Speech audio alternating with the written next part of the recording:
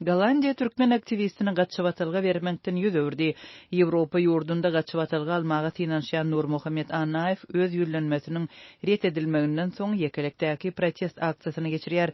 Türkmen aktivisti munyň bilen özüniň hem beýleki türkmen raýatlarynyň çykkansyz ýagdaýyna köpçüliginiň ünsüni çekmek isleýär. Gollandiýanyň häkimetleriniň jogabyna ýarym ýyllap garaşan Nur Muhammed Annaýew özüne gaçybatylga bermekden yüz öwrülmegine garaşmandygyny aýdýar.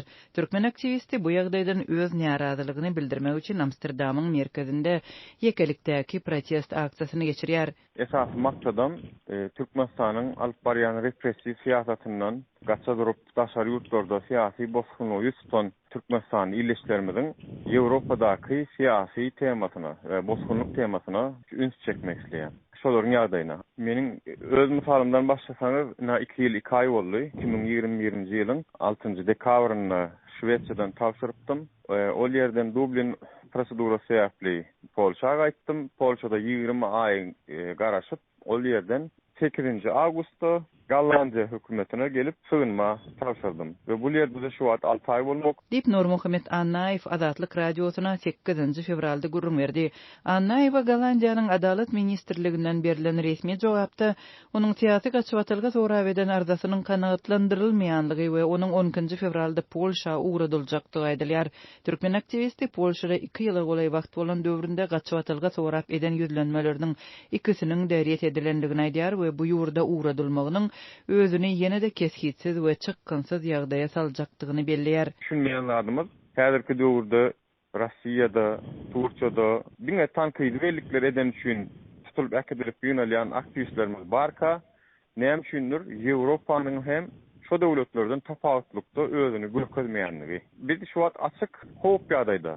Näme üçin diýsen, ne gorowumuz bar, ne bir statusumuz bar, ne bir dokumentimiz bar. Konsullugy tutup biz dokumentim alyp bilemzok.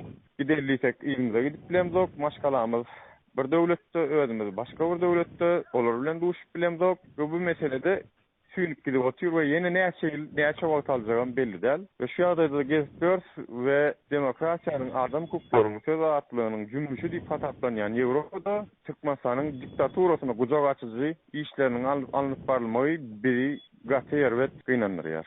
Dip Annaýew aýtdy. Türkmenistanyň raýaty Nur Muhammed Annaýew daşary ýurtlarda ýaşaýan we türkmen hökümetine açyk tanqid edýän aktivistleriň biri. Daşary ýurtlarda ýaşaýan türkmen raýatlary öz watandaky syýasy ýagdaý babatyndaky garaýşlaryny hem Türkmenistandaky problemalar barada tanqidlerini açyk mälim edip 2020-nji ýyldan beri köpçüliklen çykyş edip başlapdy. Türkmen hökümetiniň 3 ýyl mundan ozal ýurtda bolan adam kelekçilikli güýçli tebigy betbaççylygy we koronavirus pandemiýasynda ýurtdaky keselçilik ýagdaýy ýaşyrmagy daşary ýurtlardaky türkmen raýatlarynyň arasynda öňgörüli we edilmedik syýasy aktivligi tutaşdyrypdy. Türkmen raýatlary dürli ýurtlarda köpçülikleň protest aksiýalarynyň onlarçasyny guradylar. Öz ady bilen sosial mediada çykyş edip türkmen hökümetini açyk tanqid edip başlan türkmenler köpeldi. Muňa garamazdan Türkmenistanyň hökümeti problemalary resmi taýdan boyun almady. Emma aktivistleriň ýurt içindäki ýakynlaryna ýetgiderli zorluk görkezdi we daşary ýurtlardaky raýatlaryny dürli ýollardan ýyzarlady. 2022-2023-nji ýyllarda daşary ýurtlarda ýaşaýan türkmen aktivistlerine öňgörüli we edilmedik basyrçlar görkezildi. Soňky bir ýyla golay wagtyň dowamında birnäçe türkmen aktivisti dürli ýurtlarda ýitirim boldy. Käbirleri zor bilen Türkmenistana äkedildi. Adam hukuklarynyň goraýjy guramalary soňky bir ýylda birnäçe aktivistiň ýitirim bolmagy bilen bagly öňgörüli we edilmedik tendensiýasyna aladylar.